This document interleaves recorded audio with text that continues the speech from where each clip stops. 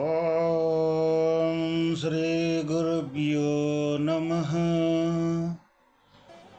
ఓం శ్రీకృష్ణ పరబ్రహ్మణే నమః.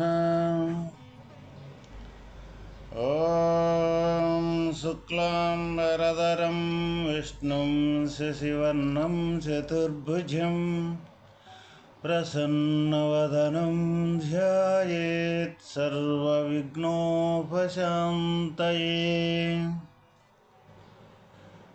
శ్రీ భగవద్గీత సర్వసంకల్ప సన్యాసి స్థితి అనగా శూన్యమని ఎవరునూ భావించరాదు. ఏలయనగా అప్పుడు ప్రజ్ఞాన రూపముగు ఆత్మ చైతన్యము మేలుకొనియేయుండును. చిత్తమంద ధానియందు లయమై అంతర్హితమయ్యుండును. సమాధి నుండి ఉత్థాన దశకు వచ్చిన పిదప అట్టి మహనీయులలో కొందరు బ్రహ్మాకార వృత్తిని వదలకయే శుద్ధ సంకల్పమును ఆశ్రయించి లోకోపకార కార్యములను చేయుచుందురు. అట్టి యోగారూఢ స్థితిని పొందుటకై తన్ను తానే ఉద్ధరించుకొనవలెనని తెలుపుచున్నారు. ఉద్ధరేదాత్మనాత్మానం నాత్మానమవసాదయేత్ ఆత్మైవ హ్యాత్మనో బంధురాత్మైవ రిపురాత్మనః. తన్ను తానే ఉద్ధరించుకొనవలెను, తన్ను అధోగతిని పొందించుకొనకూడదు. ఏలయనగా ఇంద్రియమనంబులను జయించిన సో తనకు తానే బంధువును, జయింపని సో తనకు తానే శత్రువును అగును. ఇక్కడ తనను తానే ఉద్ధరించుకొనవలెను, తన్ను అధోగతిని పొందించుకొనకూడదు. అంటే ఈ మనస్సు ఇంద్రియములను ఎవరైతే జయించి తన ఆధీనంలో ఉంటాయో ఈ ఇంద్రియాదులు మనసుతో కలుపుకొని అప్పుడు తనను తానే ఉద్ధరించుకున్నట్లవుతూ ఉన్నది. ఇక్కడ మనకి ఉద్ధరణ దేనివల్ల జరుగుతూ ఉన్నది అంటే మన మనస్సుతో కూడుకొని మనస్సంకల్పములు మొత్తం కూడా మన కంట్రోల్లో ఉండి ఆ తర్వాత ఇంద్రియాదులన్నీ కూడా మన స్వాధీనంలో ఉన్నప్పుడు అవన్నీ కూడా మనకే ఉద్ధరణగా అంటే మనం బాగుపడేదానికి సంబంధించిన వ్యవహారమే అవుతూ ఉన్నది. అంటే ఇక్కడ మనకు శత్రువులు ఎవరు? మన మనస్సే మనకు శత్రువు. ఇక్కడ మన మనస్సే మనకే మిత్రుడు. ఇప్పుడు ఈ ఇంద్రియములతోటి బయట ప్రపంచమునకు పరిగెత్తే మనస్సు ఏదైతే ఉన్నదో అది మనకు శత్రువు. ఎందుకు శత్రువు అవుతూ ఉన్నది అది? ఎందుకు అంటే మన జ్ఞానాన్ని మొత్తాన్ని అపహరించి ఈ ఇంద్రియములతోటి కలుపుకొని ఈ బయట ప్రపంచానికి సంబంధించిన విషయాల కోసం పరిగెత్తుతూ ఉన్నది కాబట్టి అది మనకు శత్రువు అవుతుంది. ఎందుకు శత్రువు అంటే మన స్వరూపాన్ని మనం గుర్తు లేకుండా ఈ లేకనే ఉండట్టు భ్రమపడ్డ ఏ ఇంద్రియాదులైతే ఉండయో ఈయే నిజమనుకొని పరిగెత్తుతూ ఉన్నాం కాబట్టి అది మనకు శత్రువుగా ఉపయోగపడుతుంది, శత్రువుగా మనల్ని హాని చేస్తూ ఉంది. అయితే అదే మనస్సు మన ఏ స్వరూపమైతే జ్ఞానస్వరూపమైతే ఉన్నదో ఆ జ్ఞానస్వరూపంలో విలీనమైపోయి ఆ జ్ఞానరూపకంగానే నిలబడి ఆ జ్ఞానం ఆధారంతో ఈ సర్వకార్యకలాపాలు కానీ చేస్తూ ఉన్నప్పుడైతే అప్పుడు మనకి మిత్రుడుగా ఉపయోగపడుతూ ఉన్నది. మరి ఈ మిత్రత్వం ఎందుకు? ఎందుకంటే వాస్తవమైన తన బ్రహ్మస్థితి యందు ఎటువంటి జనన మరణాలు కానీ, ఒకసారి ఉండి ఒకసారి లేకుండా ఉండే యొక్క స్థితి కానీ ఎటువంటి పరిస్థితిలో కూడా అక్కడ ఉండదు. అంటే ఎప్పుడూ ఒకే రకంగా ఉండే యొక్క జ్ఞాన స్వరూపం ఏదైతే ఉన్నదో ఆ స్వరూపమే తానై ఉంటాడు. కాబట్టి ఈ ప్రపంచానికి సంబంధించిన ఏ విషయాలు అయితే ఉన్నాయో అయ్యి ఈ మార్పులు చేర్పులు, ఈ జనన మరణాలు అనేది ఈ ప్రపంచానికి సంబంధించిందే. కాబట్టి అటువంటప్పుడు దీనికి భిన్నంగా ఏ జననం కానీ, ఏ జీవనం కానీ, ఏ మరణం కానీ లేకుండా ఉండే, ఇప్పుడు ఒకే రకంగా ఉండే యొక్క ఆత్మస్వరూపం తానై ఉంటాడు. కాబట్టి దానికి ఎలాంటి మార్పులు లేదు. కాబట్టి ఆ స్వరూపమే తానై ఉండేదానికి ఈ మనస్సు అందులో విలీనమై గాని పోతే అప్పుడు ఈ ఇంద్రియాదులు మొత్తం కూడా తన స్వాధీనంలో ఉంటాయి. మరి తన స్వాధీనంలో ఉన్నప్పుడు ఇక ఈ ప్రపంచానికి సంబంధించిన విషయాలు వాటి ఇష్టం వచ్చినట్టు ప్రపంచం మీదకు పోయేదానికి ఆస్కారమే లేదు. అందువల్ల ఇక్కడ ఉద్ధరేదాత్మనాత్మానం, ఇక్కడ సృష్టికి అనేది ఎవరో బలవంతంగా మనల్ని తీసుకొని రాలేదు, బలవంతంగా మనల్ని ఎక్కడికి నెట్టలేదు. ఏ మనసుతో కూడుకొని మన చేష్టలైతే ఉన్నాయో అవి ఈ ఇంద్రియములతో కూడుకొని ఈ ప్రపంచానికి సంబంధించిన వాసనలు ఏవైతే ఉన్నవో ఆ వాసనలే మనల్ని జన్మకి కారణంగా తీసుకొచ్చి పెట్టినవి అన్నమాట. మరి అయితే ఇక్కడ మరి అది మన తెలిసి చేసినా తెలియక చేసినా లేకనే ఉండట్టు మనం భ్రమపడ్డప్పటికీ కూడా అది ఇటువంటి ప్రబోధం ద్వారా కానీ, ఈ భగవద్గీత అనే గ్రంథం ద్వారా కానీ, లేకపోతే ఎవరైతే మహనీయులు పెద్దలు గురువులు ఉన్నారో వాళ్ళ యొక్క సహాయం చేత, వాళ్ళ సాంగత్యం చేత ఈ వాస్తవమైన జీవితం మనం జీవించేది కాదు అని మనం గమనించి, ఏది వాస్తవము, ఈ అనిత్యమైన శరీరానికి సంబంధించినది వాస్తవకంగానప్పుడు ఈ అనిత్యానికి సంబంధించిన నిత్యమైనది ఒకటి ఉంది అన్న సంగతి తప్పనిసరిగా మనకు ప్రశ్న కలగాలి. ఆ ప్రశ్న కలిగినప్పుడు అప్పుడు మరి ఎట్లా దీనికి నిత్య, ఈ అనిత్యానికి నిత్యమైన వస్తువు ఒకటి ఉన్నది, ఆ నిత్యమైన వస్తువే మరి ఈ అనిత్యాన్ని జరుపుతూ ఉన్న విచారణతోటి ఆ నిత్యమైన వస్తువు కోసం ప్రయాణం చేసేది ఏదైతే ఉన్నదో అదే మనకి ఉద్ధరేదాత్మనాత్మానం. అంటే ఎవరికి వారే ఈ సృష్టిలోకి వచ్చారు. కాబట్టి ఎవరికి వారే ఈ సృష్టి నుంచి బయటపడేదానికి సంబంధించిన ప్రయత్నం తప్పనిసరిగా మనం చేయవలసి వస్తూ ఉన్నది. అట్లా చేసి ఎవరైతే తన స్వరూపం కాడ తను నిలబడగలిగే సత్తాసను సంపాదించుకుంటారో అప్పుడు వాస్తవకంగా వాళ్ళు ఉద్ధరింపబడ్డట్లే. లేకపోతే ఈ జనన మరణాలనే ఈ చక్రంలో, ఈ ప్రవాహంలో కొట్టుమిట్టులాటు ఆడుతూ ఈ పుట్టడం పెరగటం సావటం అనే దీంట్లోనే మనం కొట్టుకుపోవాల్సిందేను.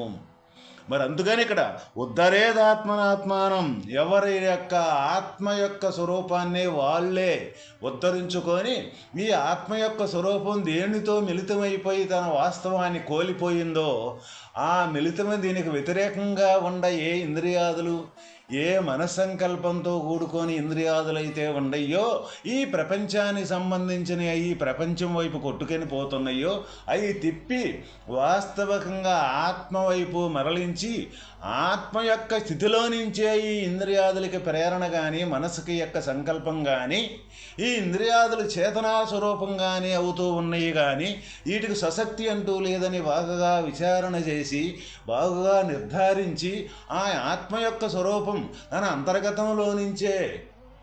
అంతర్గతంలోనే ఉన్నది. కాబట్టి ఆ అంతరంగానే తన దృష్టిని నిరంతరం అక్కడే నిలిపి అక్కడి నుంచి వచ్చే ప్రతి ఒక్క సంకల్ప వికల్పాలు కూడా తనలో నుంచే ఇవన్నీ వస్తూ ఉన్నాయి, తనలోకే విలీనమైపోతున్నాయి అన్న అనుభవాన్ని వదలకుండా ఈ నిత్య జీవితంలో ఈ లోకంలో సంచరిస్తూ ఉంటారో వాళ్ళే ఇక్కడ ఉద్ధరింపబడ్డట్లు. ఎందుకు? వాళ్ళు సత్యస్వరూపమే వాస్తవికంగా దగ్గర చేరే ఆ స్వరూపమే అయ్యుండారు కాబట్టి. అది కాకపోతే ఇక తక్కిన జీవులు అందరూ కూడా ఈ అసత్య స్వరూపంలోనే సత్యమని భ్రమనే నిత్యమని, భ్రమనే శాశ్వతమని, భ్రమనే సత్యమని ఇక్కడ జీవన విధానం గడుపుతూ ఉన్నారన్నమాట. అందువల్ల ఇక్కడ అసత్యం అనేది కానీ సత్యం అనేది కానీ ఈ రెండూ ఎక్కడో లేవు. ఎవరో మనల్ని ఉద్ధరించరు, ఎవరో మనల్ని బాగు చేయరు. ఎవరికి వాళ్ళమే ఈ సృష్టిలోకి ఏ విధంగా వచ్చి ఈ సృష్టి యొక్క రహస్యాన్ని తెలుసుకోక ఈ సృష్టే నిజము అని ఈ లోకంలో కొట్టుమిట్టూలాడుతూ ఉన్నామో వాళ్ళకి తప్పనిసరిగా ఈ సృష్టికి ఆధారమైన వస్తువు ఏదైతే ఉన్నదో ఆ ఆధారమైన వస్తువే పరమాత్మ యొక్క స్వరూపము. అందువల్ల మనం ప్రతి ఒక్కరము కూడా మన వాస్తవమైన స్వరూపము ఆ పరమాత్మయే అని ఆ నిరంతరం మనం చేసే ప్రతి ఒక్క క్రియ యందు, ప్రతి ఒక్క సంకల్పమునందు ఆ పరమాత్మ యొక్క సంకల్పంతో మన క్రియలన్నీ జరుగుతూ ఉన్నాయి అన్న విషయాన్ని వదలకుండా తదేక నిష్ఠతో అదే భక్తి శ్రద్ధలతో ఎవరమైతే మనం అటువంటి విషయాన్ని వదలకుండా సాధన రూపకంలో మనం చేసుకొని ముందుకెళ్తామో ఒక రోజుకి తప్పనిసరిగా వాస్తవమైన ఆ పరమ యొక్క స్వరూపం మనకి గోచరమయ్యి తర్వాత ఆ స్వరూపమే నేను అన్న సంగతి విషయం అర్థమవుతూ ఉంటుందన్నమాట. అట్లా చేరుకున్న వాళ్ళు ఎవరైతే ఉండారో వాళ్ళే ఇక్కడ మహనీయులు, పెద్దలు. వాళ్ళే ఈ సంసారం అనే దుఃఖంలో నుంచి బయటపడగలిగిన వాళ్ళు, వాళ్ళే ఈ సుఖదుఖాలనే ద్వంద్వంలో నుంచి బయటపడిన వాళ్ళు, వాళ్ళే ఈ జనన మరణాలనే ద్వంద్వంలో నుంచి బయటపడ్డ వాళ్ళు. ఎందుకు అంటే వాస్తవమైన పరమాత్మ యొక్క స్వరూపానికి ఏ జననం కానీ మరణం కానీ ఏమీ లేవు. ఆ పరమాత్మ యొక్క స్వరూపంలో నుంచి జారి వచ్చిన ఏ మనస్సంకల్పాలతో కూడుకున్న క్రియలైతే ఉన్నాయో, ఏ శరీరం అయితే ఉన్నదో అది జనించింది, అది గతించుతూ ఉన్నది. ఈ సంకల్పమే జన్మిస్తూ ఉన్నది, ఈ సంకల్పమే మరణిస్తూ ఉన్నది. అందువల్ల అక్కడి నుంచి కదిలొచ్చిన ఏ ఇంద్రియ సమూహం అయితే ఉన్నదో, అక్కడి నుంచి కదిలొచ్చిన ఏ శరీరం అయితే తయారై వచ్చిందో, వీటికి పుట్టినాటికి పెరిగేటికి వీటికి మరణం ఉంది. కానీ వాస్తవమైన పుట్టకుండా పెరగకుండా ఉండే ఎప్పుడూ నిర్జీవంగా ఉండే యొక్క స్వరూపమే పరమాత్మ యొక్క స్వరూపం. ఆ స్వరూపం దగ్గరికి కానీ పోతే మనం ఈ నేను నాది అనే విషయం సంపూర్ణంగా తొలగిపోతూ ఉన్నది. అప్పుడే మనం వాస్తవంగా ఉద్ధరింపబడిన వాళ్ళం అవుతాం. అయితే మనం ఈ లోక వ్యవహారంలో ఏమనుకుంటూ ఉంటామంటే ప్రతి ఒక్కరం మనం ఉద్ధరింపబడటం అంటే, మనం బాగుపడటం అంటే ఎంతంతంతో సంపదన సంపాదించి నాకు కాకుండా నా వెనకతరాలకే అనేక కోట్ల కొలది ధనాన్ని కానీ లేదా కోట్ల కొలది కనీసం బంగారం కానీ ఆస్తులు కానీ సంపాదించటమే మనం ఉద్ధరింపబడ్డాము అని అనుకుంటూ ఉంటాం. ఎట్టి పరిస్థితుల్లో కూడా ఇది నిజం కాదు. ఎందుకంటే నిలువెత్తు సంపద మనం సంపాదించినప్పటికీ కూడా ఇది అశాశ్వతమైనది. ఎట్లా అశాశ్వతమైనది? అశాశ్వతమైన వస్తువు ఏదైతే ఉన్నదో శరీరం, ఆ శరీరం యొక్క భావంతో ఇది మొత్తం మనం సంపాదించుతూ ఉంటామన్నమాట ప్రతి ఒక్కరము కూడా. ఎందుకు? ఇది శాశ్వతమైందని భ్రమ చెంది. ఎప్పుడూ కూడా శాశ్వతమైన వస్తువు కాదు.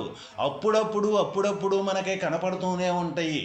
ఇది అశాశ్వతమైన అన్నదానికి గుర్తులు.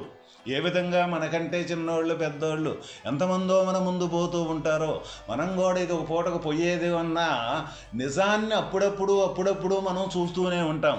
అయితే అది తాత్కాలికంగా అనుకుంటాం కానీ వాస్తవికంగా అదే నిజం కూడా.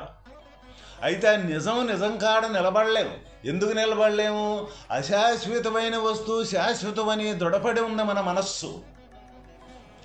అందువల్ల ఇది అశాశ్వతమని కానీ దృఢపడగలిగితే శాశ్వతమైన వస్తువు కోసం మనం ప్రయాణం సాగిస్తాము ప్రతి ఒక్కరము. ఈ విద్య అనేది ఎవరికో సంబంధించినది కాదు, ఏ మూలనో ఉన్నది కాదు. ఇది ప్రత్యక్షంగా ప్రమాణంగా మనదయ్యే ఉంది, మనమయ్యే ఉన్నాము. ఎక్కడ చూసినా ఏది చూసినా ప్రతి ఒక్క మానవ జాతికి సంబంధించిన ఉద్ధరింపబడేదానికి సంబంధించిన ఈ విద్యే ఈ భగవద్గీత, ఈ బ్రహ్మ విద్య. అందువల్ల ఎందుకు మనం ఈ విద్యని లక్ష్య పెట్టకుండా మనం మరుగున పెడుతూ ఉన్నాము అని అంటే, అక్కడ మనం చేసే పొరపాటు ఏంటిదంటే, కనపడే దృశ్యరూపకమే నిజమనుకొని భ్రమపడి మనం ఎక్కడ ప్రయాణం చేస్తూ ఉన్నాం ప్రతి ఒక్కరము కూడా. అందువల్ల ప్రతి ఒక్కరము కూడా మనం ఇప్పుడు మేలుకోవలసిన సమయం వచ్చిందనమాట. ఏ విధంగా? ఇది నిజం కాదు అన్న సంగతి మనకు తెలిసినప్పటికి కూడా నిజం కాని కాడ ఎందుకు మనం నిలబట్టలేము, ఎందుకు మన బలహీనత అనేది అంత దృఢంగా ఉన్నది అని విచారణ చేసి వాస్తవమైన నిజమైన వస్తువు కోసం ఏదైతే ఉందో ఆ నిజమైన వస్తువు కోసం ప్రయాణం చేయటం ప్రతి ఒక్కరి బాధ్యత, కర్తవ్యము. అందువల్ల ప్రతి జీవుడును తన్ను తానే ఉద్ధరించుకొనవలెను అని భగవానుడు ఏలయనగా, గురువులు, శాస్త్రములు, దైవము దారి చూపుదురే గాని నడవవలసినది తనకు తానే. ఇక్కడ ఎవరైతే మనకు పెద్దలు కానీ, గురువులు కానీ, శాస్త్రములు కానీ, దైవము కానీ ఇటువంటి మార్గాన మనం ప్రయాణం చెయ్యండి, ఈ మార్గాన కానీ మనం ప్రయాణం కానీ చెయ్యగలిగితే తప్పనిసరిగా ఆ మార్గం ద్వారా మనం వాస్తవమైన పరమాత్మ సన్నిధికి చేరగలుగుతాము అని వాళ్ళు చేరి మనకు మార్గాన్ని అయితే చూపెడతారే కానీ ఇక్కడ నడవవలసింది ఎవరికి వాళ్ళమేను. వేరే వాళ్ళు ఎవరు కూడా చెయ్యి పట్టుకుని లాగి నడిపించేది కాదు. ఎవరి కాళ్ళతోటి వాళ్ళు ఏ విధంగా నడుస్తూ ఉన్నామో, ఎవరి కండ్లతోటి వాళ్ళు ఏ తీరుగా చూడగలుగుతున్నామో, ఎవరి ఆకలిని వాళ్ళే ఏదైనా పదార్థాన్ని తిని పోగొట్టుకోగలుగుతున్నామో అవే విధంగా ఈ పెద్దలు చూపించిన మార్గం ఏదైతే ఉన్నదో ఆ మార్గాన్ని మనమే నడవాలి కానీ వేరే వాళ్ళు ఎవరైనా సరే నడిపించి వాళ్ళు మనల్ని ఉద్ధరిస్తారులే, వాళ్ళు ఉండారులే మనకే అని అనుకునే యొక్క ఆలోచన ఎటువంటి పరిస్థితుల్లో కూడా నిజం కాదు. తమ్ము తామే ఉద్ధరించుకును జూచువారికి మాత్రమే భగవానుడు సహాయము చేయును. సోమరులై ఒకంతైనను ఇంద్రియ నిగ్రహము, వైరాగ్యము లేక భోగపరాయణులై దేవుడే మాకు మోక్షము నిప్పించు ననుకొనుట గాని, గురువే మనకు తనను కైవల్యధామమునకు కొనిపోవు ననుకొనుట గాని వెర్రితనము. భగవంతుడు కానీ, శాస్త్రములు కానీ, గురువులు కానీ సోమరులకు, అకర్మణ్యులకు ఉచితముగా మోక్షమునకు ప్రవేశపత్రమును తీసిచ్చుటకై కూర్చొని ఉన్నవారు కాదు.